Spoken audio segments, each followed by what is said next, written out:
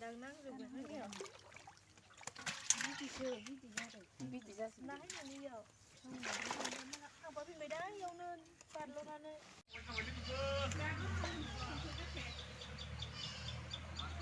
सीधा हमने भी ऊपर कम सीधा सर से इधर की जाना दुग दुग जा रहे हो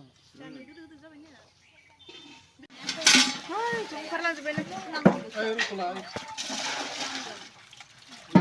nóng quá không có gì vậy hôm nay